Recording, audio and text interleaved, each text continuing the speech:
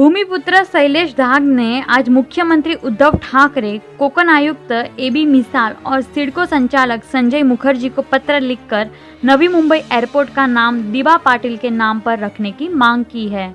उन्होंने कहा कि सिडको ने एक तरफा प्रस्ताव पारित कर नवी मुंबई की जनता के साथ धोखा किया है। उन्होंने कहा कि बाला साहेब ठाकरे का हम सम्मान करते हैं, लेकिन हवाई अड्डे का नाम स्वर्गीय दिबा पाटिल के नाम पर ही होना चाहिए, क्योंकि उन्होंने यहाँ के स्थानीय लोगों की लड़ाई लड़ी थी। हमारे अधिकारियों के लिए उन्होंने सड़क के संसद तक आवाज उठाई थी। सिडको का निर्णय एकदम ब्रिटिश ईस्ट इंडिया कंपनी की तरह है, जिसने यहाँ के लोगों की भावनाओं का विचार किए बिना ही प्रस्ताव पारित कर दिया।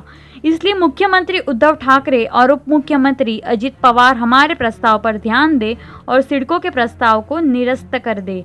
दरअसल जब से सिडको ने नवी मुंबई हवाई अड्डे का नाम बाला साहेब ठाकरे के नाम पर रखने का प्रस्ताव केंद्र और राज्य सरकार को भेजा है, तभी से स्थानीय लोग इसका विरोध कर रहे हैं। यदि लॉकडाउन नहीं चल रहा होता तो अब तक यहाँ बड़ा आंदोलन छिड़ गया होता। वैसे सोशल मीडिया पर लाखों लोग दिबा पाटिल के नाम पर समर्थन दे रहे हैं। हालांकि सिडको संचालक को प्रस्ताव देने के समय पुलिस ने उन्हें गेट पर कुछ देर तक रोक कर रखा और बाद में सिर्फ एक व्यक्ति को अंदर आने की अनुमति दी। निश्चित तौर पे एक हिंदू, एक मराठा और एक महाराष्ट्रियन होने के नाते किसी भी जाति पंथी सभी लोगों को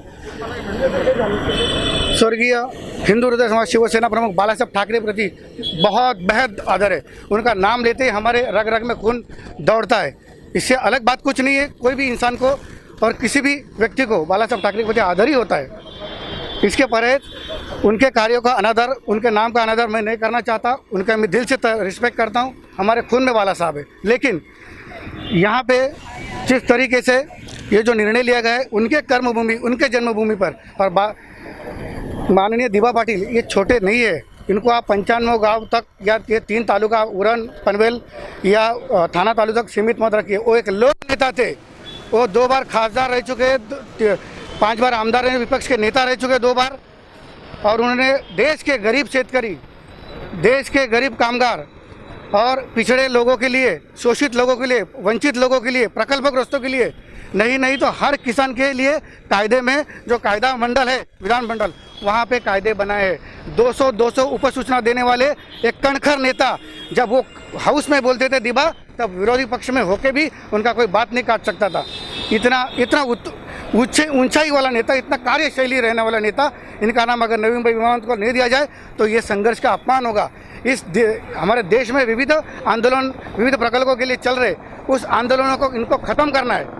इसलिए ये नामकरण का प्रस्ताव सिडको ने ब्रिटिश ईस्ट इंडिया कंपनी के तहत कार्यशैली के अनुसार किया है, जिसका मैं विरोध करता हूँ।